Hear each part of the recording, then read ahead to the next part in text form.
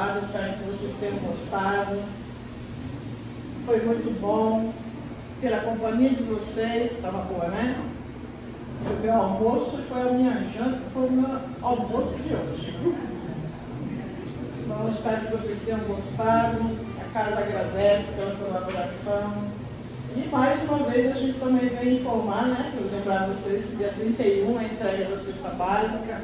A gente ainda tem alguns itens faltando, então a gente atende 25 famílias. Então, se puderem ajudar também, a gente agradece também. Vamos fazer a nossa prece de abertura? Vamos lá.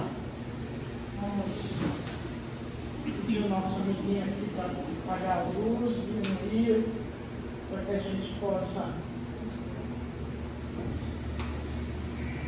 Então vamos entrar em sintonia com a nossa espiritualidade, com os nossos mentores espirituais, já que na semana, no corre-corre, muitas vezes a gente nem lembra que a gente tem ido. Então, para que a gente possa respirar, vamos acalmando a nossa matéria, vamos entrando em sintonia com a espiritualidade maior dessa casa, com os nossos mentores espirituais, para que possamos juntos, Mestre, agradecer. Agradecer por mais um dia de vida, por mais uma oportunidade de ouvir o teu Evangelho, e através dele fazermos as modificações necessárias para o nosso espírito. Então, que juntos na noite de hoje possamos reunir energias de paz, harmonia e equilíbrio, e muitas vezes medicamentosas, para que possam alcançar todos os nossos irmãos que não puderam estar conosco na noite de hoje, aqueles a quem o nosso pensamento se eleva. Sejam os nossos irmãos que estejam dentro dos nossos lares, os nossos irmãos que se encontram nas ruas, nas cadeias, nos asilos, dentro dos hospitais, onde a dor e evolução, Mestre, bate a porta, que a tua luz possa alcançar a todos esses nossos irmãos. Então, por mais, obrigado por tudo. Ampara-nos hoje sempre com a prece que nos deixastes a tanto bem. Abrimos os trabalhos da noite de hoje. Pai nosso, que estais nos céus, santificado seja o vosso santo nome. Venha a nós o vosso reino.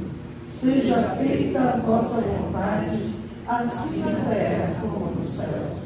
O pão nosso de cada dia nos dai hoje, Senhor. Perdoai as nossas dívidas, assim como devemos perdoar aos nossos devedores, e não nos deixeis cair em tentação, mas liberta-nos de todo mal. Pois teu reino, o poder e a glória para todos, que assim seja. Boa noite. Boa noite. Muito obrigada por me receberem mais uma vez aqui no GECAL de Cubatão. Como já fui apresentada, meu nome é Stephanie. É um prazer rever aqueles com os quais eu já encontrei aqui anteriormente, aqueles que não me conhecem, prazer em conhecê-los. E vamos direto à nossa conversa da noite, aproveitando que nós estamos num grupo de estudos espíritas para irmos em caminho da luz, né, em direção à luz, a caminho da luz. A minha proposta hoje é que a gente faça então uma análise, na verdade um exame, a respeito de uma parábola que eu acredito que seja de conhecimento da maioria de nós, que é a parábola do filho pródigo. Na verdade, eu já começo propondo para vocês que eu quero que a gente se disponha a fazer uma viagem no tempo. Uma viagem para mais de 2000 anos atrás, combinado? Então é essa a proposta dessa viagem, para que a gente consiga de fato extrair a essência dessa história que Jesus nos apresentou. O primeiro alerta que eu quero fazer é que, em que pese nós estarmos acostumados a conhecer como a parábola do filho pródigo, só uma coisa, gente, pródigo significa esbanjador, gastador, tá? Aquela pessoa que comete prodigalidades, excessos, exageros. Na realidade, Jesus nos conta nessa história não a história de um filho, mas são 2 filhos. Tanto é que alguns estudiosos que estudam as passagens registradas no Evangelho que foram deixadas por Jesus, costumam chamar esta parábola de a parábola dos 2 filhos perdidos. porque na realidade 2 estavam perdidos nessa história. Então, para a gente começar, eu então vou ler a parábola, porque a gente não lembra de todos os detalhes, tá? Para quem quiser depois ler também, eu vou ler na versão que está no Evangelho de Lucas, tá? Então está no Evangelho de São Lucas, capítulo 15, é uma história um pouquinho longa, tá? Então ela vai do versículo 11 ao 32. Evangelho de Lucas, capítulo 15, de 11 a 32. Lá registra-se da seguinte forma: e disse Jesus, prestem bem atenção na história para a gente conseguir entender. Um homem tinha 2 filhos. O mais novo disse ao seu pai: pai, quero a minha parte da herança. Assim, o pai repartiu sua propriedade entre eles. Não muito tempo depois, o filho mais novo reuniu tudo o que tinha e foi para uma região distante.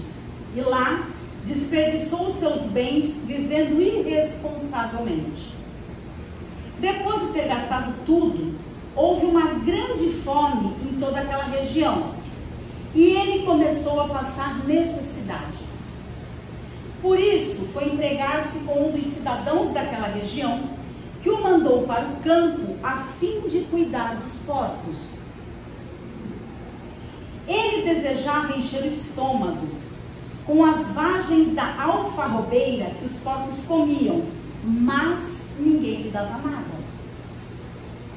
Caindo em si, ele disse: quantos empregados do meu pai têm comida de sobra, têm onde dormir, e eu aqui, morrendo de fome?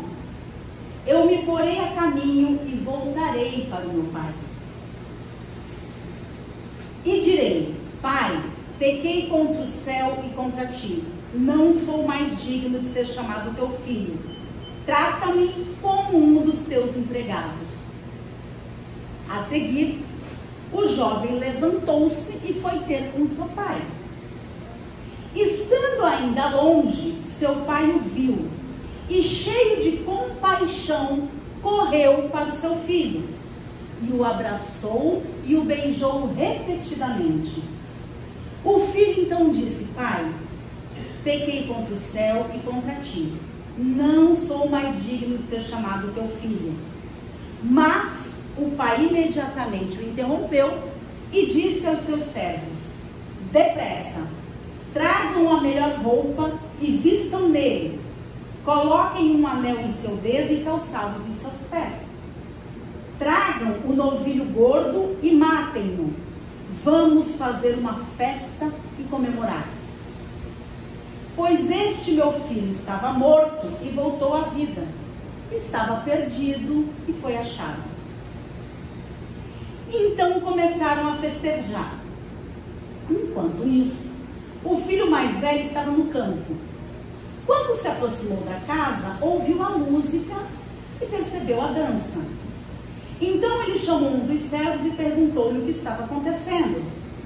O servo lhe respondeu: seu irmão voltou e seu pai matou o novilho gordo, porque o recebeu de volta são e salvo.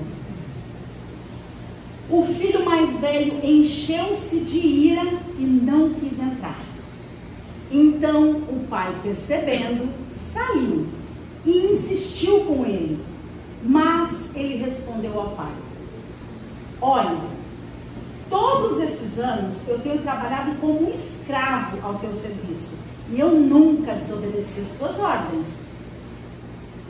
Mas tu nunca me deste sequer um cabrito para eu festejar com os meus amigos. Mas agora, quando volta para casa esse teu filho, que esbanjou os teus bens com as prostitutas, matas o novilho gordo e dá para ele. Então disse-lhe o pai: meu filho, você está sempre comigo, e tudo o que é meu é seu.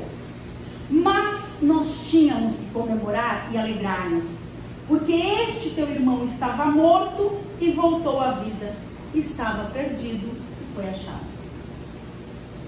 Esta foi a parábola que nos contou Jesus.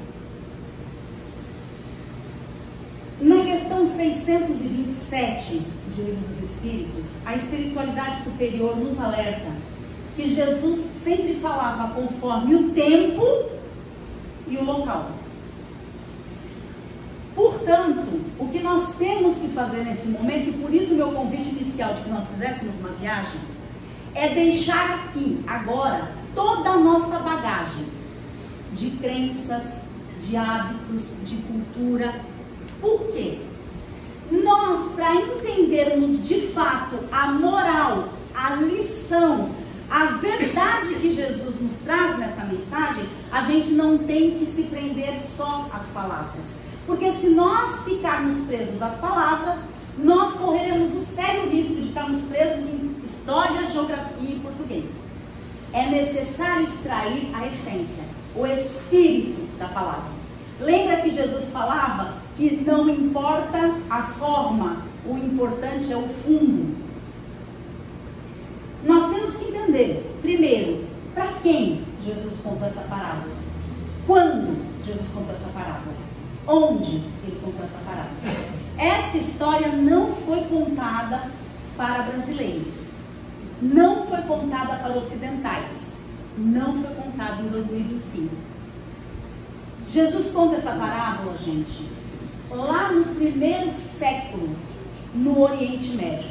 Vocês acham que tem muita diferença entre a cultura ocidental e a cultura oriental ainda hoje, sim ou não? De regras, de moralidade, de forma de ver a vida.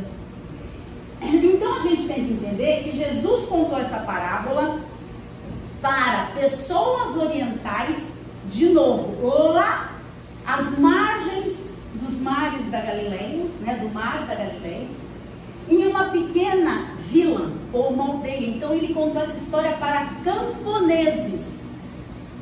E aí eu faço essa introdução para eu explicar o enredo da história e a gente conseguir entender. Nós temos que primeiro perceber que, diferentemente do que para nós que vivemos hoje uma vida urbana, mas nós conhecemos como que é uma vida no interior, mas em pequenas vilas, em pequenas aldeias, toda a forma de relação social e familiar é extremamente ligada à terra. Tem que ser uma relação gregária, ou seja, de ajuda. Vocês já perceberam que lá no interior o dinheiro pouco importa? O que importa? O cultivo. O que importa? A criação. Porque vive-se muito no processo de permuta, de troca. Se você for para uma região distante, aqui mesmo no Brasil, e entregar R$1.000 para o cidadão daquele, ele vai dizer para você: eu não quero. Se você entregar um pacote de semente, ele fala: eu quero. Tem muito mais valor. Então, nesse momento, vamos entender que a gente tem que deixar aqui todos os nossos pré-conceitos de tudo aquilo que a gente acredita. Porque a primeira coisa que a gente tem a tendência a fazer ao terminar a leitura dessa parábola é o julgamento. Não é? A gente pensa assim: realmente, que absurdo o que fez esse filho. E realmente, que injustiça contra este filho mais velho, né? Contra este filho primeiro. Se a relação com a terra é algo muito importante para essas pessoas, diferentemente do que é para nós, né? E não que para nós uma propriedade não seja importante, mas a nossa relação, a identificação deles enquanto seres é muito importante dentro do núcleo familiar e dentro do território onde eles vivem. E mais, dentro dessa pequena vila, olha, só para vocês terem uma ideia, os historiadores mais motivados, assim, aqueles mais animados, eles dizem que Nazaré, por exemplo, onde Jesus nasceu, deveria existir pelo menos 100 famílias, disso para menos, 100 casas, para a gente ter uma noção de que para quem, quais essas pessoas. E outra coisa, essa parábola é contada também dentro de uma sociedade ocidental patriarcal, em que o pai significava autoridade, e significa ainda hoje no mundo oriental, tá, gente? Na cultura oriental, o pai ainda significa o símbolo máximo de autoridade dentro da estrutura familiar. Então, quando Jesus começa a parábola dizendo assim: um homem tinha 2 filhos. O filho mais novo vira para o pai e fala assim: pai, me dá tudo o que é meu. Diferentemente da nossa cultura, isso é uma falha gravíssima. fere completamente as leis deles. Por quê? A mesma coisa que se o filho estivesse dizendo assim: pai, eu não me preocupo com a sua existência, para mim você pode morrer. E aí quando esse filho mais jovem chega e fala: pai, eu quero todos os meus bens. O que será que aqueles homens, naquele momento, imaginavam que Jesus iria contar? Qual deveria ser, segundo eles, e talvez até um pouquinho segundo a nossa mentalidade de hoje, o comportamento daquele pai? Não. Eu neste momento te deserto, porque você está desejando a minha morte, você está me desrespeitando, você está quebrando o código de ética da nossa região, da nossa vila. Lembrando, uma cultura oriental e patriarcal. E eu te deserto, você agora é a vergonha da família. Surpreendentemente, Jesus fala que o pai foi e repartiu os bens. Já foi o primeiro escândalo para aqueles que estavam ouvindo essa história. E aí a gente tem que entender o seguinte, para a gente perceber esses nuances da parábola de filho pródigo que nos foi narrada por Jesus. Se eu resolver vender um apartamento, eu consigo vender rapidamente? Será? Naquela região, gente, muito árida, ainda hoje, para você negociar uma terra é algo muito difícil. Mas diz, segundo a parábola, que em pouco tempo ele conseguiu transformar a parte dele em dinheiro. A gente já subentende que ele fez tudo de uma forma muito irresponsável. Só que percebam que ao vender a parte, quem que ficou na terra? O pai e o irmão. O irmão é o responsável imediato após o pai. Ele então largou os dois para trás. E mais a parte que ele vende, então a sua família passa a dividir aquele espaço com alguém que não é de vínculo sanguíneo. Outra grave falha na cultura deles. Ele então rapidamente pega esses seus bens e vai para uma terra distante. Ponto. Ele deveria mesmo ir para uma terra distante.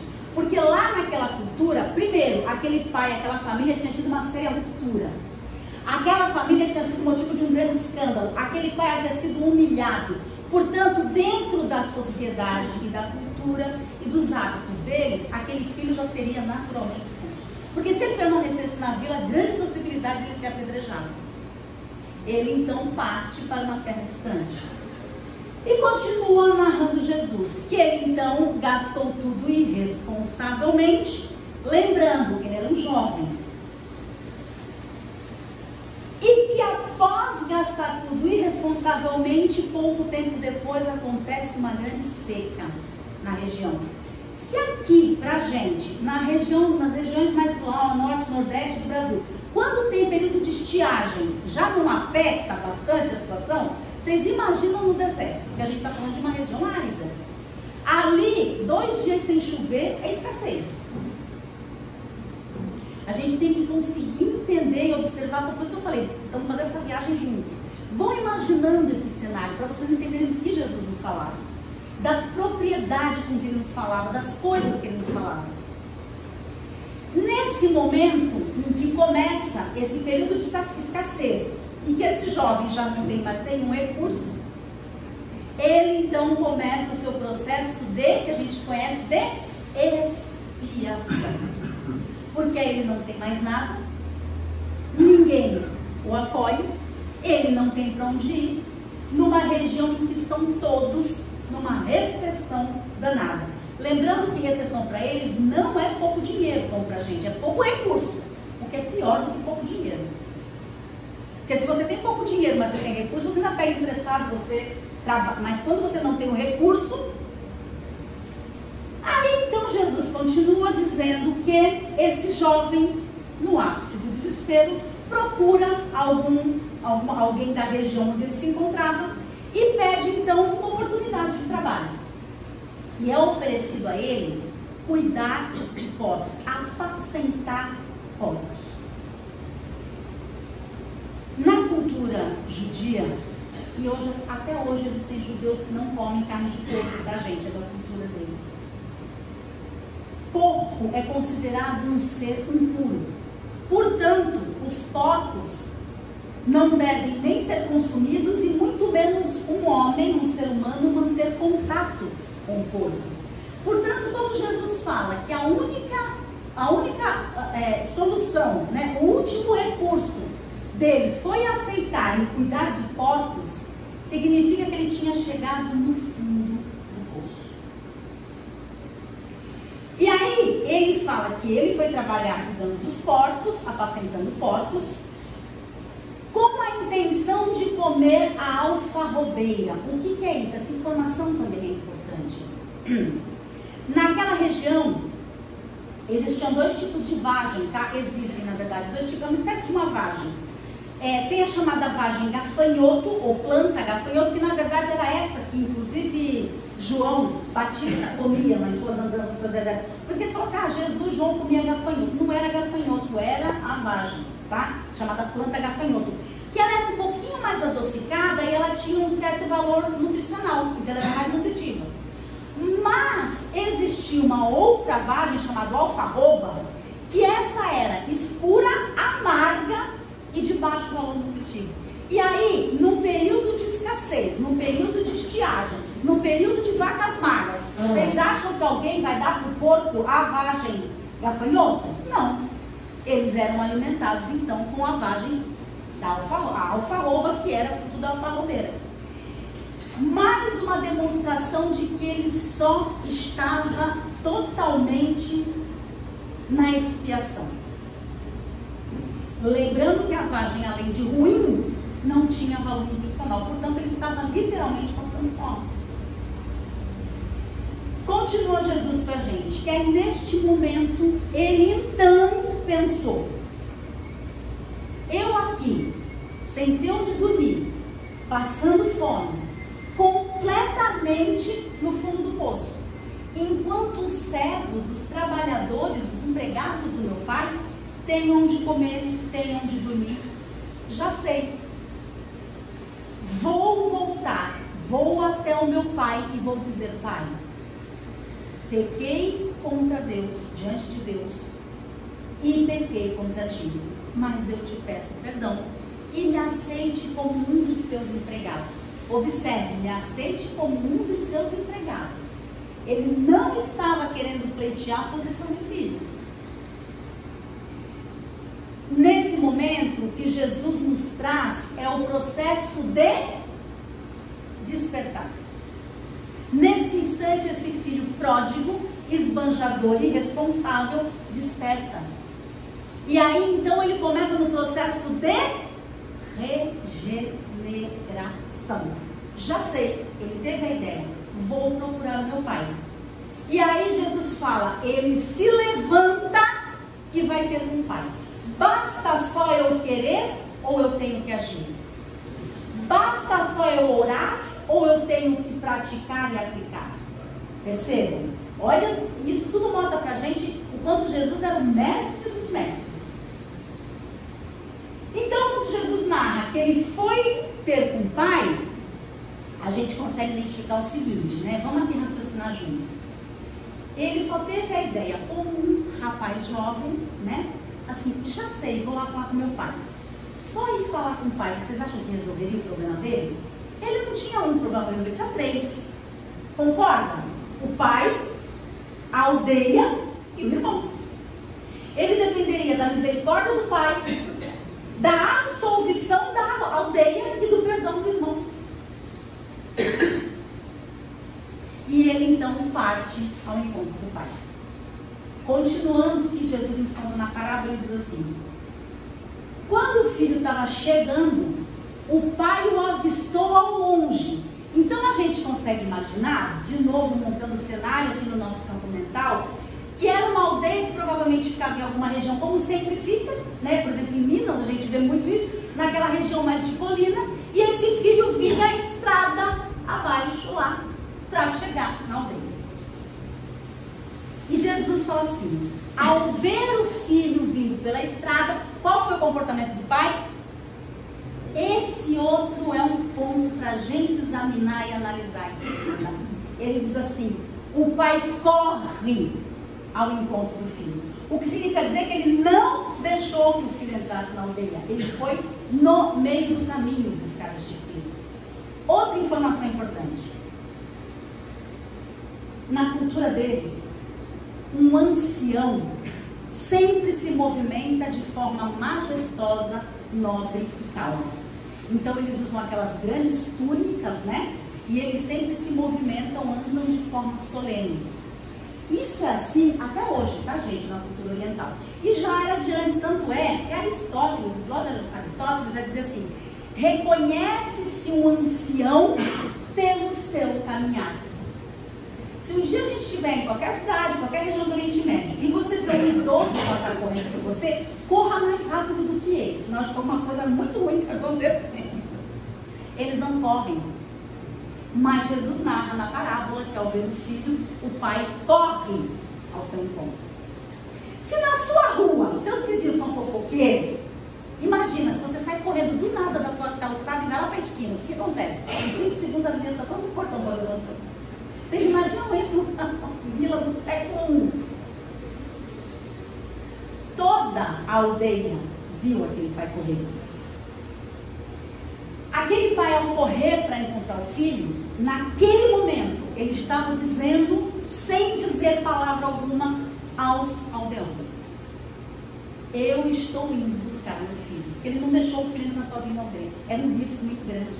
Lembrando, a gente está pensando agora com a cabeça de um oriental, de um hebreu, lá da região da Palestina, que era aquela região que a gente está falando.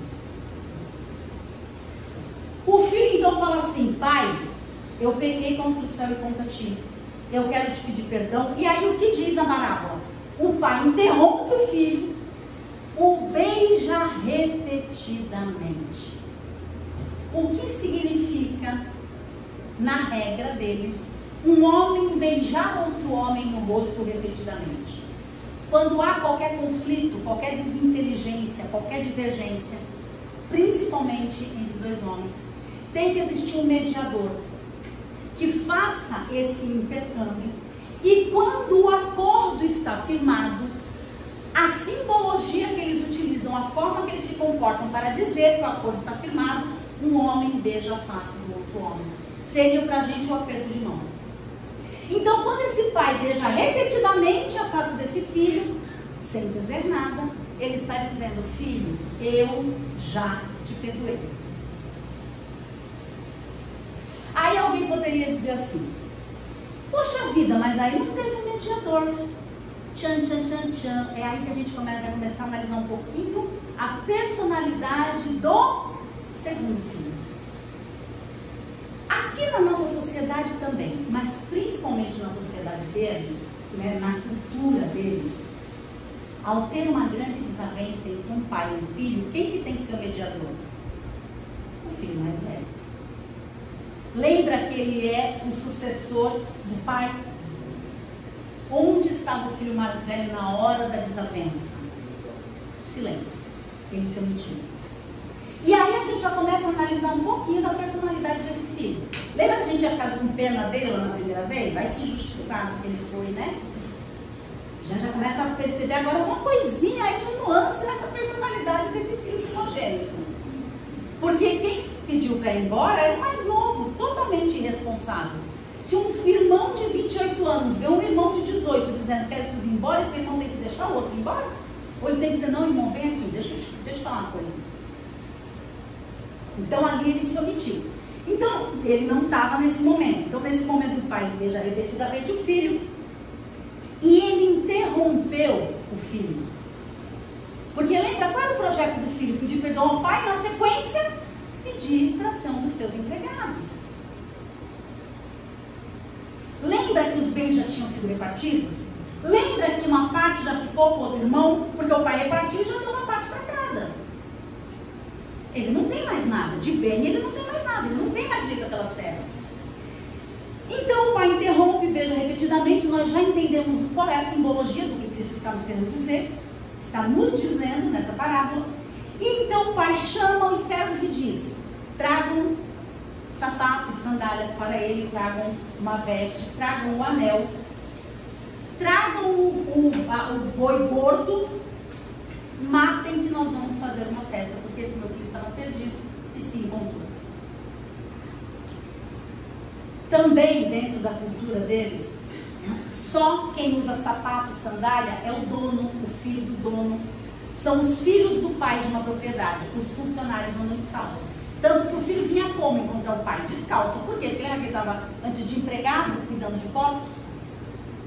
Então, quando o pai fala, coloque sandálias nele, coloque o anel, o que significa? Aliás, significa para a gente até hoje, quando tem um anel de família, identifica aquela casta, identifica aquele sangue, identifica aquele sobrenome. Então, o pai pede para que seja colocado de novo o anel. Esse anel tinha sido retirado dele quando ele saiu. Por vontade própria, ele entregou, ele tem que entregar. Aquela aliança familiar ele rompeu. Então o pai fala, coloque o anel, vista nele a roupa. Lembra da roupa nupcial que Jesus também fala sobre ela em outras parábolas? Essa é a chamada roupa nupcial, que eles vestiam e vestem em ocasiões de celebrações muito importantes. E aí, vamos lá, a primeira questão, ele tinha que ter o quê? Ele tinha que ter a misericórdia do pai. Ele teve nesse momento a misericórdia do pai?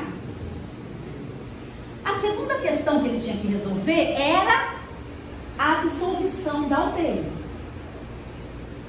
Quem conseguirá essa absolvição para ele? O pai, com o seu sacrifício. 2 grandes sacrifícios. Primeiro, lembra que ele veio correndo montanha abaixo? O que não deve ser um comportamento de um ancião. Segundo, quando ele chama os servos, diz assim: matem o gado gordo, nós vamos fazer uma festa. Gente, eles não estavam em período de recessão, eles não estavam em período de fome. Ele então sacrifica o seu bem, porque para aqueles homens a atitude daquele pai dizia: eu estou precisando que todos vocês como pais compreendam o meu amor e aceitem que a gente celebre. E mais, lembra que naquela época não tinha geladeira, não tinha saquinho de piloque, não tinha caixinha de isopor. Ele podia ter mandado matar uma ovelha, ele mandou matar o boi gordo. Lembrando, uma aldeia de 20, 30 casas, famílias, significaria que ele estava dando um bem material muito importante para ele, dividindo. Lembra que a forma de convivência é gregária, de partilha. Ele estava partilhando naquele momento para conseguir a absolvição do filho, um bem muito importante para eles, que eles tinham, na verdade, tratado, cuidado por muito tempo. Então, quando ele fala, tragam o boi gordo, matem porque nós vamos comer, porque o meu filho que estava perdido foi encontrado e se achou, ele estava morto e reviveu. Olha a seriedade dessas palavras. Ele, naquele momento, no seu segundo sacrifício, consegue então a absolvição do filho. E aí continua a parábola, Jesus dizendo que eles então adentraram a aldeia. Percebam, os anciãos então aceitaram a volta, né? Aqueles homens do vilarejo, aquelas famílias, então aceitaram a volta daquele rapaz. Mas existia o terceiro ponto a resolver. Qual é o terceiro ponto? Perdão do irmão. E aí, o que a gente lê aí? Estava todo mundo festejando, começou, estava rolando a festa, e o irmão estava no campo trabalhando. Quando o irmão se aproxima da casa, ele escuta uma música, percebe uma movimentação, então ele chama um servo, né, um dos empregados da casa, da fazenda, do terreno. O que está acontecendo? E o servo fala: o seu irmão voltou. Qual foi o sentimento que dominou esse filho primogênito? Ódio, da raiva, do ciúme. E aí, qual é a reação do filho mais velho, do irmão? Não vou lutar. De novo, vamos resgatar a cultura oriental, patriarcal, do primeiro século da humanidade, né? Porque a gente sabe que conta antes de Cristo e depois de Cristo, tá? Primeiro século depois de Cristo. Se o filho mais novo devia total obediência ao pai, o filho mais velho também? Também. E isso é tão forte na cultura deles que eles não precisam nem estar tudo idoso, tá, gente? Diferentemente da gente, honrar pai e mãe, para eles, não precisa de nenhum, ele não tem que estar tudo idoso. Isso é tão sério e é levado com tanta responsabilidade, tanta honra. Lembra do honrar pai e mãe? eles honram muito. Que até hoje, quando aqueles grandes CEOs, aqueles grandes empresários ocidentais fecham negócio com os grandes orientais, eles estranham, porque muitos saem das suas empresas de helicóptero e vão pousar dentro de um vilarejo para pedir a bênção do pai antes de fechar o negócio. Ele não deve nenhuma satisfação ao pai, ele não depende mais financeiramente do pai, mas eles devem respeito e obediência até a morte dos pais, independentemente de qualquer dependência financeira ou não. Isso, se a gente parar para pensar, é muito bonito. A gente deve olhar para isso na cultura ocidental e trazer isso para as nossas vidas, independentemente do tipo de relação que a gente tem, porque gente idosa, eu tenho uma mãe de 82 anos, a bicha teimosa, mas eu já fui, e ainda sou, talvez, estou com 50, mas eu com 12 era o inferno. Vocês percebem que a gente só troca as posições? Se ela teve tolerância lá, o mínimo da minha obrigação, se eu entendo honrar e pai e mãe, é eu agora exercitar a tolerância. Mas enfim. Então, naquele momento, o filho mais velho diz, não, eu não vou entrar. Quando o pai percebe, segundo a narrativa de Jesus, o que o pai faz? Ele sai da casa. Outro momento em que aqueles ouvintes aldeões se chocam. Porque era o segundo momento que o pai tinha que ter dito, você vai entrar sim, porque eu estou mandando, ponto, acabou. A gente não faria assim na nossa casa? Ah, faria. Quantas vezes é pro filho, pro neto, vai fazer assim, que eu estou mandando e ponto, acabou. Você não é os outros, né? O que aquele pai faz? Num novo gesto de humildade e amor, ele vai até o filho mais velho. E ele fala, meu filho, nós precisamos celebrar, porque o seu irmão estava morto e renasceu, estava perdido e foi achado. E preste atenção que aí agora, vai revelar a verdadeira face do irmão mais velho. Como é que ele se dirige ao pai? Ele fala assim, pai, não. Ele fala assim, olha aqui. Seu filho já falou assim com você, olha aqui, eu tenho de 17 anos, por isso que eu tenho que baixar o dedinho dele. Eu trabalhei do seu lado como um escravo. Olha a expressão que ele usa. Como um escravo. E você nunca me deu uma ovelha para eu matar e celebrar com os meus amigos.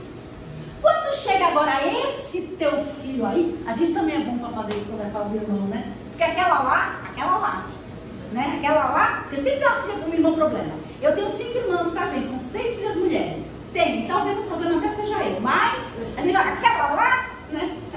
Então ele fala assim, percebe como a gente não evoluiu muito? A gente está no século I, né? A gente está aqui, ó, 2025, século XXI, não mudou muito. Então o filho mais velho fala assim, porque esse teu filho que voltou agora, você manda matar o boi mais gordo e festejar.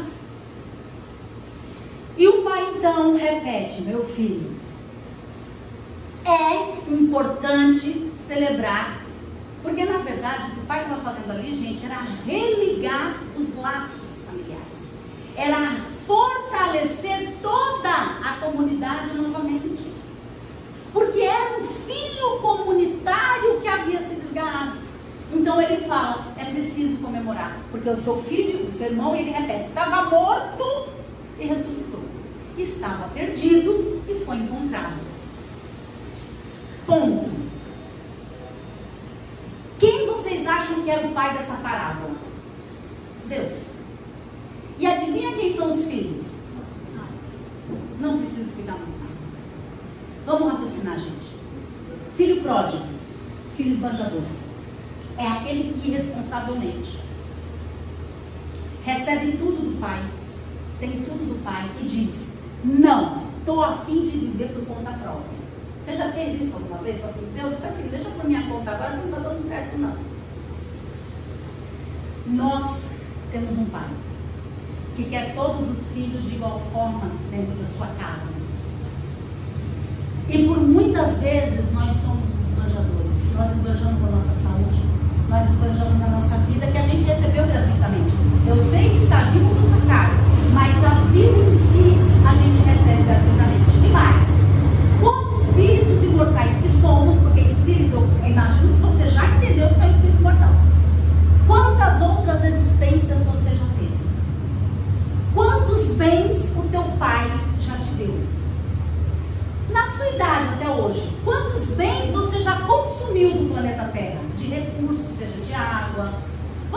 assim, pãozinho, vai aquele pãozinho francês quentinho do trigo. Quanto de trigo você já consumiu? Não vou nem falar da carne de churrasco, não vou nem chegar nos animaizinhos, vou casar do trigo mesmo, é para não pesar a nossa cabeça. Não ficar nem no porquinho da feijoada. Vamos ficar só no trigo. Quantos recursos você dispõe? Quanto de saúde você goza? Quantas pessoas você tem ao teu lado para te orientar, para te apoiar, para te dar bronca quando você precisa? E aí você muitas vezes fala, pai, me dá tudo que é meu e me deixa aí viver sozinho. É quando a gente aparta do pai. A gente se afasta da casa paterna. Ou seja, a gente sai de toda aquela proteção de Deus. Não que nós não estejamos protegidos, mas a gente voluntariamente se afasta. E aí é quando a gente entra no quê? A expiação. É quando começa a doer. Então esse é o filho pródigo. Mas e o filho, o primogênito lá? O que ele é? Egoísta. Então se o filho mais novo, o pródigo, é orgulhoso, porque vocês concordam que isso é um comportamento de alguém orgulhoso. Quem tem filho adolescente sabe, você paga todas as contas da criatura, você ajuda, você leva para médico, você deixa de comer o que você está afim para dar para a criatura, gritando assim, eu não pedi para nascer. Aí você fala, pior que pediu, criatura lá no plano, eu trouxa, fui lá e disse sim. Mas essa é uma outra parte, vamos voltar lá para a parábola disso, para a gente não se perder de novo nesse meio de caminho. Filho pródigo, filho orgulhoso. E o filho primogênito, o irmão mais velho? Egoísta. Eu vou contar um outro dado importante que eu não contei até agora, apesar de que eu já tenho que terminar. Na cultura deles também, gente, como o filho mais velho é ele que sucede o pai imediatamente, ele na verdade sempre tem um direito a algo a mais da herança. Então, um exemplo, nesse caso, que existiam 2 filhos, a propriedade tem que ser repartida em 3 partes. Uma parte fica com o filho mais novo e 2 partes com o filho mais velho. Entenderam por que ele não foi lá tentar negociar o conflito entre o pai e o irmão? Só que o pai falou uma frase muito importante para ele: meu filho, você sempre esteve comigo e tudo que é meu é seu. Só que como ele falou para o pai que ele estava se sentindo? Como um escravo. Ele não entendeu nada do que aquele pai estava falando. Porque ele, no fundo, aparentemente, ele estava seguindo as regras. Aparentemente, ele estava obedecendo. Mas lá dentro ele era bom e velho egoísta. Sabe quem é esse filho? Nós. Sabe quando? Quando a gente diz assim, eu acho lindas as máximas de Jesus. Não, eu oro todo dia. Aí fala assim, tá bom, vai lá perdoar aquela pessoa que te ofendeu? Não, sem condições, aí é demais. Vocês percebem? A gente vive aparentemente seguindo, obediente a Deus. Aparentemente. Mas na essência, somos os velhos egoístas.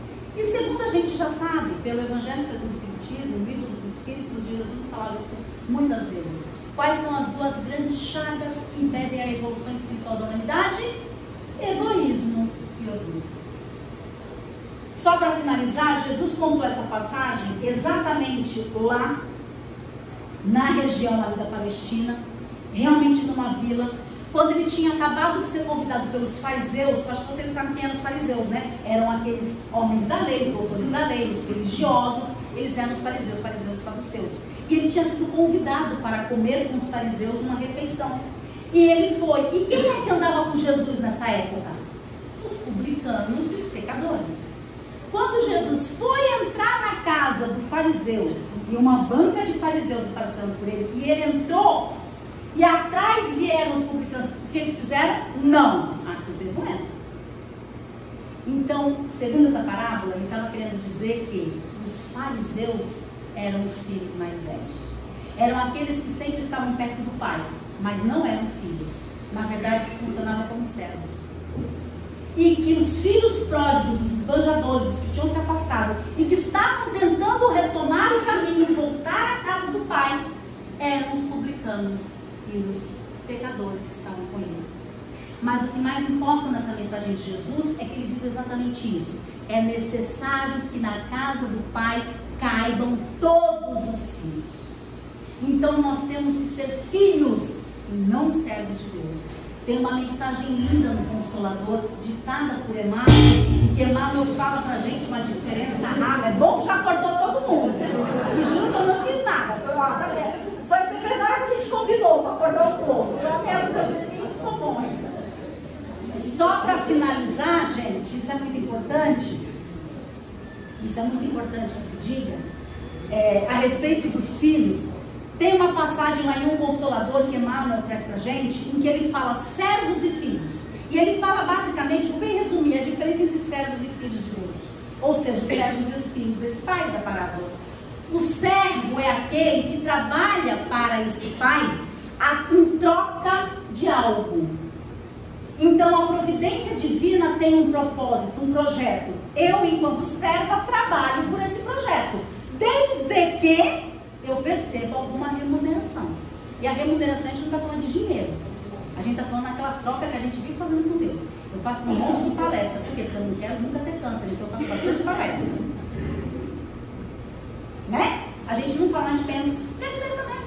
E tudo bem a gente pensar. A gente só tem que entender que pensa e tentar modificar esse padrão mental. Enquanto que o filho é aquele que entende o propósito do pai. E aí todo o seu comportamento é de acordo com o propósito do pai. Porque este filho primogênito, na verdade, teria que ter entrado, recebido o irmão, feito tudo aquilo por obediência e por amor a esse irmão. Que, como o próprio pai falou, estava morto e renasceu. Estava perdido e foi encontrado. Então eu espero que hoje a gente tenha entendido um pouquinho melhor e tenha conseguido extrair a essência, o espírito da parábola do filho pródigo. E eu encerro uma frase maravilhosa do apóstolo Pedro, em que ele diz assim: amem-se profundamente, porque o amor cobre uma multidão de pecados. É isso, gente. Muito obrigada e até a próxima. Muito obrigada por